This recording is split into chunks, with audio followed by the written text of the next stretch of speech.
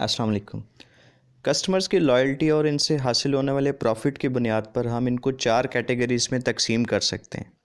पहली किस्म है ट्रू फ्रेंड्स। ये हमारे साथ लॉयल भी होते हैं और ज़्यादा प्रॉफिटेबल भी।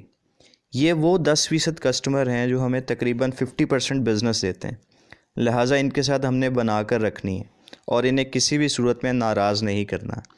हमारी CRM का सबसे ज़्यादा फोकस इन पर ही होना चाहिए। दूसरे वो कस्टमर्स हैं जो हमारे रेगुलर कस्टमर्स तो नहीं, लेकिन प्रॉफिटेबल बहुत हैं। इन्हें हम बटरफ्लाइज कहते हैं। हमारी अच्छी CRM प्रैक्टिसेस और कंज्यूमर प्रमोशंस के ज़रिए हम इन्हें अपने ट्रू फ्रेंड्स बना सकते हैं। तीसरी कैटेगरी बारनेकल्स हैं। ये हमारे साथ लॉयल तो हैं मगर बहुत ज़्यादा प्रॉफिटेबल नहीं। मिसाल के तौर पे किसी बैंक के छोटे अकाउंट होल्डर्स उसके लिए बारनेकल्स हैं।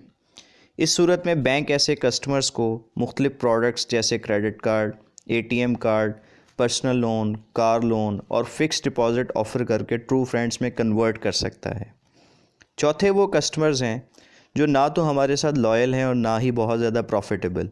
ये स्ट्रेंजर्स कहलाते हैं। ये वो 50% कस्टमर्स हैं जो तकरीबन 10% बिज़नेस हमें देते हैं। दरअसल ये किसी और के ट्रू फ्रेंड्स हैं। एफिशिएंट CRM प्रैक्टिसेस ऐसे कस्टमर्स पर ज़्यादा फोकस नहीं करती।